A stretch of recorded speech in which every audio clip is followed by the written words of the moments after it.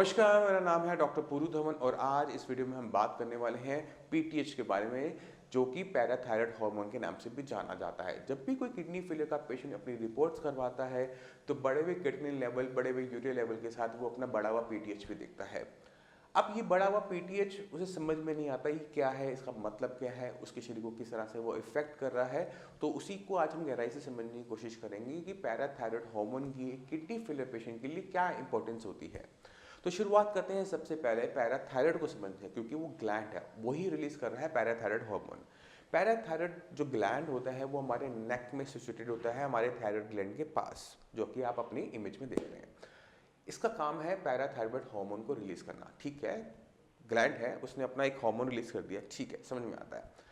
अब ये पीटीएच क्या करता है, ये हार्मोन क्या करता है? ये हार्मोन का काम होता है कि हम जो खाना खाते हैं, जब वो हमारी इंटेस्टाइन्स में जाता है तो वहाँ से कैल्शियम को निकालना और हमारे ब्लड में लेके जाना और हमारे ब्लड के लेवल, कैल्शियम के लेवल को रेगुलेट करना।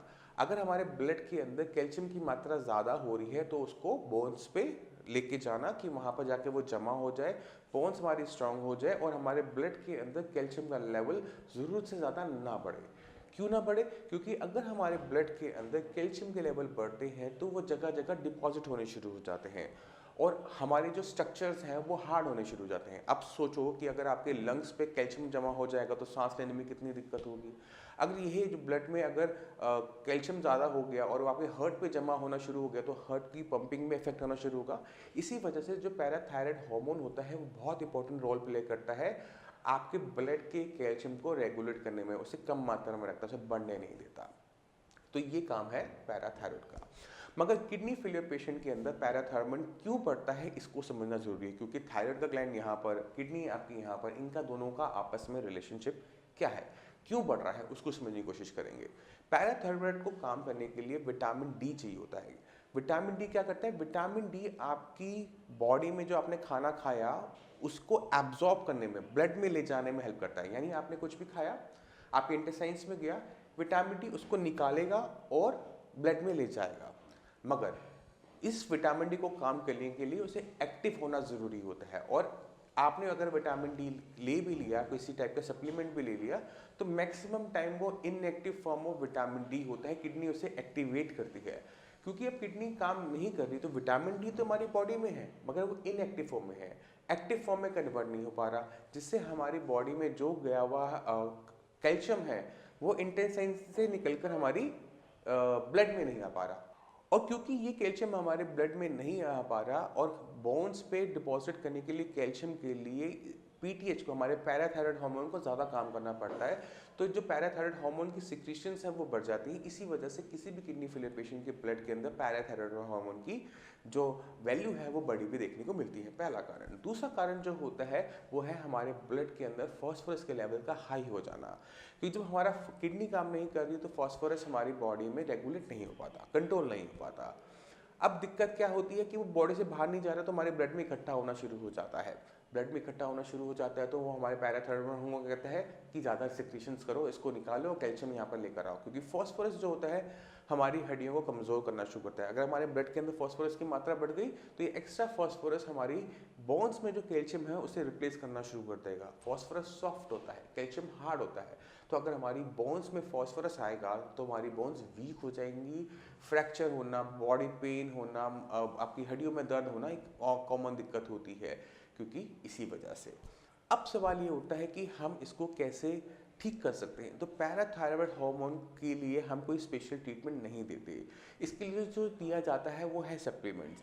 इसी वजह से जितने भी किडनी फेलियर के पेशेंट होते हैं उन्हें विटामिन डी एक्टिव फॉर्म में दिया जाता है। नॉर्मली किसी और को, हम नॉर्मल इंसान को देंगे तो हम inactive form of vitamin D देते हैं कि आप पॉलीकैल्सिफेरॉल ले लो। मगर जब एक पेशेंट किडनी का होता है तो विटामिन डी तो हम दे रहे हैं बट हम active form of vitamin D देते हैं जो कि होता है कैल्सिट्रॉल। ये कैल्सिट्रॉल आपकी बॉडी में जाएगा तो हमारी किडनी की जो ज़रूरत है वो खत्म हो जाती है, वो सीधा ही एक्टिव फॉर्म में है और हमारे बॉडी के अंदर पीटीएच को मेंटेन करना स्टार्ट करता है, पहली चीज़। दूसरा, जो हम फॉस्फोरस बाइंडर लेते हैं खाने के साथ, वो हमारे बॉडी के अंदर, हमारे ब्लड के अंदर खासकर फॉस्फोरस की मात्रा को कंट्रोल करने में हेल्प करता है। अब वो कैसे काम करता है? जब हमने फॉस्फोरस बाइंडर लिया, फॉस्फेट लिया या सल्फामर लिया तो क्या करेगा, वो हमारे खाने में जो फॉस्फोरस था उसके साथ चिपक जाएगा। चिपकने के बाद वो हमारे स्टूल के रास्ते बाहर चला जाएगा, वो हमारे ब्लड में नहीं जा पाएगा। तो हम ब्लड के अंदर फॉस्फोरस की मात्रा को कंट्रोल करते हैं फॉस्फोरस बाइंडर के साथ, और जो हमारी बॉडी में विटामिन डी एक्टिव नहीं हो पा रहा उसे हम पूरा करते हैं विटामिन डी एक्टिव फॉर्म में कैल्सिट्रोल लेकर। इससे हमारे पीटीएच को मेंटेन करने में हेल्प मिलती है। फिर भी ये इसका जो लेवल्स है इन सप्लीमेंट्स लेने के बाद भी बढ़े हुए ही मिलेंगे हर किडनी फेलियर पेशेंट में। अब सवाल ये उठता है कि ये मेडिसिन हम जो खा रहे हैं क्या इसके अलावा कोई और सॉल्यूशन है? तो इसका जो सॉल्यूशन होता है वो होता है कि आप पैराथायराइड हार्मोन को ही निकलवा लो सर्जरी के थ्रू, मगर वो एडवाइस नहीं होता। जब आपके कंडीशन बहुत ज़्यादा सीवियर होनी शुरू होती है, जब बहुत ज़्यादा कॉम्प्लिकेशन आनी शुरू होती है, तब जाके पैराथायराइड हार्मोन की सर्जरी करवाई जाती है। उससे पहले सर्जरी करवाने की ज़रूरत नहीं होती। फॉस्फोरस बाइंडर से, कैल्शियम और विटामिन डी की सही सप्लीमेंट डोज से ये जो दिक्कत है हड्डियों का कमज़ोर होना और हमारी बॉडी के अंदर जो लेवल है कैल्शियम के फॉस्फोरस को, उनको मेंटेन करना आसान होता है, इजी जॉब है। इसी वजह से हर किडनी फेलियर पेशेंट की पैराथायराइड की सर्जरी नहीं करवाई जाती, उन्हीं केसेस में करवाई जाती है जहाँ पे दिक्कत ज़्यादा होती है। तो ये बहुत समझने वाली बात है कि पैराथायराइड हार्मोन से किसी भी किडनी फेलियर पेशेंट को घबराने की ज़रूरत नहीं है, क्योंकि इसे रेगुलेट करना, इसे कंट्रोल करना या इसकी वजह से होने वाली दिक्कतों को कंट्रोल करना बहुत आसान है। वो सिर्फ सप्लीमेंट से, आपको किसी मेडिसिन की ज़रूरत नहीं, आपको सिर्फ सप्लीमेंट्स की ज़रूरत है। कैल्शियम, विटामिन डी और फॉस्फोरस बाइंडर तीनों फूड सप्लीमेंट्स हैं। इसी से ही हमारे लेवल्स कंट्रोल में बने रहते हैं, कोई कॉम्प्लिकेशन हमें नहीं आती। तो इसे समझना हर किडनी फेलियर पेशेंट के लिए ज़रूरी था, क्योंकि अक्सर जब पेशेंट किडनी फेलियर के आते हैं हम उनसे पूछते हैं आपने थायराइड का टेस्ट करवाया, तो झट से पैराथायराइड का हार्मोन का टेस्ट खोल के बैठ जाते हैं कि सर हमने तो करवा रखा है। तो थायराइड अलग चीज़ है, पैराथायराइड अलग चीज़ है। आपका टीएसएच का टेस्ट अलग होता है और पैराथायराइड हार्मोन का टेस्ट अलग होता है। दोनों के मायने अलग हैं, दोनों ही अलग तरीके से काम करते हैं। इनके बीच की जो कंफ्यूजन है उसे दूर करो। दोनों के नाम सुनने में जैसे लगते हैं, बट ये हैं अलग अलग चीज़ें और काम अलग अलग करते हैं। तो ये जानकारी हर किडनी फेलियर पेशेंट के लिए ज़रूरी है जो अपने बड़े हुए पीटीएच लेवल को देखकर परेशान हो जाते हैं। तो परेशान होने की ज़रूरत नहीं है, आपको कोई नुकसान नहीं होगा अगर आप सही तरीके से अपने जो सप्लीमेंट्स हैं उसे प्रॉपर तरीके से लेते रहेंगे। तो अब मैं चाहता हूं कि आप कुछ साइंस संजीवनी के पेशेंट से मिले, उनके इंटरव्यूज़ देखें कि किस तरह से साइंस संजीवनी हेल्प करती है किसी भी किडनी फेलियर पेशेंट को क्रिएटिनिन और यूरिया लेवल को डाउन करने में, किस तरह से उसकी बॉडी में जो वीकनेस है, एनीमिया है, उससे दूर किया जाता है, किस तरह से उसकी बॉडी में ताकत ली जाती है, वो भी बिना खाना पीना रुकवाए हुए। पेशेंट को पूरा खाना दिया जाता है, जो वो खाना चाहे वो खा सकता है, क्योंकि खाना हमारे लिए ज़रूरी है। खाना खाएंगे तो हमारे बाकी बॉडी में जितने ऑर्गन्स हैं वो भी सही तरीके से काम करेंगे। क्योंकि बहुत बड़ी दिक्कत होती है किडनी फेलियर पेशेंट के साथ कि वो खाने से डरना शुरू करते हैं। क्यों डरना शुरू करते हैं? क्योंकि उनको लगता है खाना खाएंगे क्रिएटिनिन का लेवल बढ़ जाएगा, मगर खाना खाने से क्रिएटिनिन का लेवल कभी भी नहीं बढ़ता। अगर क्रिएटिनिन का लेवल बढ़ता, किडनी खराब होती आपके खाना खाने से, तो सबकी खराब हो चुकी होती। तो खाने से डरना नहीं है। अब आप कुछ पेशेंट से मिलो किडनी फेलियर के, उनके अंदर जो चेंजेस है उनको देखो, तो आप समझ जाओगे कि जो आप परेशानी है, जो आपके क्रिएटिनिन लेवल मेडिसिन लेने के बाद भी बढ़ता जा रहा है, उसे बहुत ईजी तरीके से कंट्रोल किया जाता है। बट आपको हर छोटी छोटी बारीकियों पर काम करना पड़ता है। आपको डॉक्टर के साथ, डॉक्टर का पार्ट बन के काम करना पड़ता है, क्योंकि जब तक आप अपनी बीमारियों को समझते नहीं हो तब तक आप उसे कंट्रोल में किसी भी कीमत में लेकर नहीं आ सकते। नमस्कार, मेरा नाम है डॉक्टर पुरुधमन और आज हमारे साथ हैं शाहबुद्दीन जी। शाहबुद्दीन जी की जो क्रिएटिनिन लेवल था वो 1 महीने पहले 13 का लेवल था और ये आज हमारे पास 1 महीने बाद आए हैं अपनी फ्रेश रिपोर्ट लेकर, और आज उनका क्रिएटिनिन लेवल आ रहा है 2.18। ये जो 13 से 2 तक का जो हमारा क्रिएटिनिन डाउन गया, इसको पहले जानते हैं शाहबुद्दीन से, उनका एक्सपीरियंस कैसे रहा, फिर मैं आपको समझाऊंगा कि हमने कैसे अचीव किया। तो शाहबुद्दीन जी, आपको कब पता लगा था कि आपकी किडनी खराब हो रही है? असल में मेरे पेन हुआ था किडनी में, और वो पथरी का पेन था। तो उसके बाद फिर मेरे अंदर मैंने जो है फिर टेस्ट कराया और डॉक्टर को दिखाया मेरठ में। वहाँ दिखाने के बाद में पता चला कि वो रिपोर्ट जब आई तो वो क्रिएटिनिन जो है वो काफ़ी बढ़ा हुआ था। कितना था उस टाइम में लेवल? उस टाइम 7.8 था। 7.8। हाँ, फिर 2 दिन के बाद ही फिर दोबारा टेस्ट हुआ तो फिर 11.8 हो गया था। अच्छा, जब आप साइंस इंजीनियरिंग आए थे तब लेवल क्या थे? जी, साइंस इंजीनियरिंग आए थे तब आपके क्रिएटिनिन का लेवल कितना था? हाँ, उस वक्त जब यहाँ हम आए तो उस वक्त नहीं 13 था। 13 के आसपास आपका लेवल था। हाँ, 13 हो गया था। 13 का लेवल था हमारा। और तो डॉक्टर्स ने कुछ बोला होगा जब आपके लेवल इतने बढ़ रहे थे, कुछ बताया था कि क्या क्या करना है? हाँ, उन्होंने तो डायलिसिस बताई थी। डायलिसिस करने के लिए आपको बोल तो हम वहाँ डायलिसिस न करा के फिर हम आपका पता लगा, तो ओके। फिर हम यहाँ आपके पास आए। और फिर जब दवा शुरू हुई तो जब मैं यहाँ आया था पहली बार तो उस वक्त वीकनेस काफ़ी थी और पीलापन था चेहरे पे भी काफ़ी। लेकिन जैसे ही मतलब 2-3 दिन दवा खाई तो 2-3 दिन में काफ़ी मतलब क्या चेंजेस नजर आए थे आपको? हाँ, एक तो मुझे जो है मैं खाना जो है बिल्कुल कम खा रहा था। अच्छा, तो दवा जब शुरू हुई तो मुझे भूख भी लगना शुरू हुई। ठीक है। आधी रोटी से 1 रोटी पे आया, फिर धीरे धीरे भूख बढ़ती चली गई तो चेहरे का रंग भी बदलना शुरू हुआ। और फिर जो है जब टेस्ट कराया क्रिएटिनिन तो काफ़ी कम हो गया बीच में। कितने दिन बाद आपने टेस्ट करवाया था? हमने कराया था 4 दिन बाद 4 दिन तो 11 पर आ गया था। 4 दिन में 13 से 11। 11 पे और उसके बाद फिर दोबारा टेस्ट बीच में और करवाए थे? हाँ, बीच में भी कराया टेस्ट। फिर कितना आया था नेक्स्ट टाइम? फिर ये 8 पर आया। 8 पे आया, फिर 5 पे आया। अच्छा, जी, अभी कितना लेवल है? अब 1.18 है इस पर। 1.18। जी, 2 2.18। 2.18। और ये हमारा 13 से 2.18 कितने टाइम में गया? ये तकरीबन 1 महीना 7 दिन में। 1 महीने नहीं, 7 1 महीने में हो गया था। 1 महीने में। 1 महीने में हम 13 से लेवल हो गया 2। ठीक है।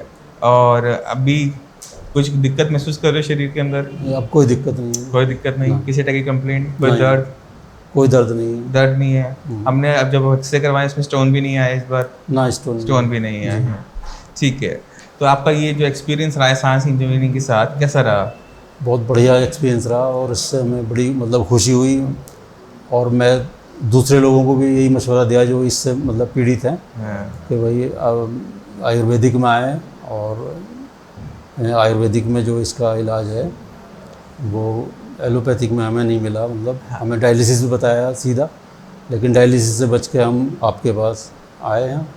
और हमें मतलब है कि हम किसी से पता भी चला था आपका पता जो है डॉक्टर पुरुधवन का। डायलिसिस तो एक बहुत ज़्यादा तकलीफदेह प्रोसीजर है, लेकिन इसमें हमें सिर्फ दवाएं रेगुलर खानी है, परहेज करना है।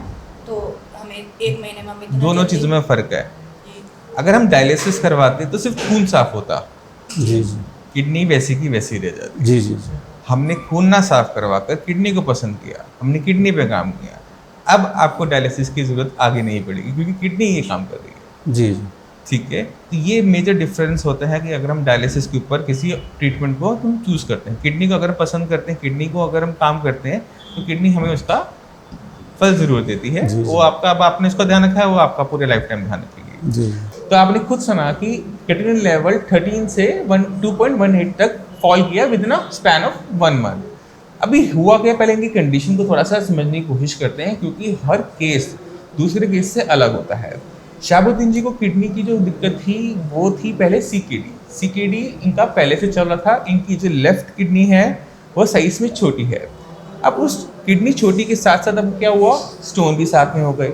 स्टोन की वजह से जो किडनी जो यूरिन बनाती है वो बाहर नहीं जा पा रहा था, जिसकी वजह से एक हाइड्रोनेफ्रोसिस इनकी बॉडी में तैयार हुआ और इतना ज़्यादा प्रेशर तैयार हुआ कि लेफ्ट किडनी काम नहीं कर रही, राइट किडनी में स्टोन की वजह से वो नॉन फंक्शनल हो गई।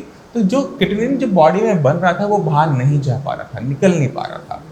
अब ऐसी कंडीशन के अंदर बीजे स्टेंटिंग करवाई। स्टेंट आप जानते होंगे कि हम एक ट्यूब डाल देते हैं जिससे स्टोन बाहर आते रहते हैं। अब स्टेंटिंग हो जाने के बाद भी इनकी किडनी फंक्शनल नहीं हो पाई। तो ये क्या केस हुआ, AKI ऑन CKD। जब हमने इनका ट्रीटमेंट स्टार्ट किया तो हमने क्या देखा कि with in a span of 1 month जो क्रिएटिनिन लेवल था वो नॉर्मल आना शुरू किया, जबकि इनको डॉक्टर ने डायलिसिस कह रखा था। और डायलिसिस के अंदर और हम जो ट्रीटमेंट किडनी का करते हैं उसमें एक मेजर डिफरेंस होता है, उसे समझना बहुत मुश्किल काम नहीं है। जब हम डायलिसिस को चुनते हैं ऐसी कंडीशन के अंदर तो क्या होता है कि हम सिर्फ खून को साफ कर लेते हैं, खून फिर से गंदा होता है, हमें फिर डायलिसिस करवाना पड़ता है क्योंकि किडनी पे हमने ध्यान नहीं दिया। मगर अगर कहीं पर पेशेंट किडनी को पसंद करता है, किडनी का पे ट्रीटमेंट करना स्टार्ट करता है, तो जो उसकी खुद की फिल्ट्रेशन यूनिट है, खुद की जो डायलिसिस मशीन यानी हमारी खुद की किडनी वो दोबारा से काम करना शुरू करती है और हमें बाहर से डायलिसिस नहीं करवाना पड़ता। ये जो चॉइस होती है ये एक मुश्किल चॉइस हो सकती है, मगर हमें इसको लेना पड़ता है, हमें अपनी किडनी पे काम करते रहना पड़ता है। तो क्रिएटिनिन लेवल का कुछ भी हो, हमें हार मानने की ज़रूरत नहीं होती। सबसे पहले ज़रूरत होती है अपनी बीमारी को समझने की कि आपकी बीमारी क्या है, किस वजह से है, और जब हम सही तरीके से इस पे काम करते हैं, हर चीज़ को, मेडिसिन को फ़ॉलो किया, डाइट को फ़ॉलो किया, तो हमें रिज़ल्ट्स मिलते ही मिलते हैं। अब इसी के साथ हम शाहबुद्दीन जी का धन्यवाद करना चाहेंगे और उम्मीद करते हैं कि नेक्स्ट मंथ जब हमें मिलें तो किडनी लेवल बिल्कुल नॉर्मल हो, किसी टाइप की कंप्लेंट ना हो, स्टंट निकल चुका हो और बिल्कुल परफेक्ट अपनी लाइफ में वापस। सर इसमें भी आपका बहुत बहुत शुक्रिया है। और सिर्फ डॉक्टर के नहीं होता, डॉक्टर के साथ पेशेंट अच्छा भी होना जरूरी है। जी अगर पेशेंट को डॉक्टर पे विश्वास नहीं है, कोई भी दवाई, अच्छी से अच्छी दवाई लगती नहीं है, सही बात है। क्योंकि जब वो उसे खा रहा है, उसे डाउट है कि मैं ठीक होऊंगा या नहीं होऊंगा, तो वहाँ पर कोई भी मेडिसिन, अच्छे से अच्छे डॉक्टर की मेडिसिन भी काम नहीं है। बिल्कुल बिल्कुल, यही बात भी है। ठीक है ना। तो एक अच्छे ट्रीटमेंट के लिए कई चीज़ों का साथ में होना अच्छा ज़रूरी है। अच्छा डॉक्टर हो, जी जी अच्छा डायग्नोसिस हो कि बीमारी क्या है, अच्छी मेडिसिन हो, और एक अच्छा पेशेंट, और एक अच्छे पेशेंट के ध्यान रखने वाले। जी अगर हम आयुर्वेद के हिसाब से चलते हैं तो इन सभी चीज़ों की इंपॉर्टेंस बताई गई है कि अगर इनमें से एक चीज़ भी फेल होती है जी जी। तो काम खराब हो जाता है। अब इसी के साथ आपसे हम चलने के लिए आगे चाहेंगे। मिलते हैं अगली वीडियो में, तब तक के लिए धन्यवाद। तो आपने खुद देखा, किडनी फेलियर को बहुत आराम से कंट्रोल किया जा सकता है, किडनी लेवल को डाउन किया जा सकता है, यूरिया को डाउन किया जा सकता है और बहुत अच्छी नॉन कॉम्प्लिकेटेड लाइफ को जिया जा सकता है। अगर आपके माइंड में कोई भी डाउट हो, कुछ भी पूछना चाहते हो, तो नीचे दिए हुए नंबर पर कॉल करके साइंस इंजीनियरिंग डॉक्टर से आप फ्री ऑफ कॉस्ट कंसल्टेशन ले सकते हैं। आप अपॉइंटमेंट लेकर हमारे किसी भी क्लिनिक पे विजिट कर सकते हैं। वहाँ पे हमारे डॉक्टर्स की टीम है जो मैंने खुद पर्सनली ट्रेन की है। आप उनसे एडवाइस लेकर अपने मेडिसिन को, अपने ट्रीटमेंट को स्टार्ट कर सकते हैं। अब इसी के साथ आप सभी से मैं चलने की आगे चाहूँगा। मिलते हैं अगली वीडियो में, तब तक के लिए धन्यवाद।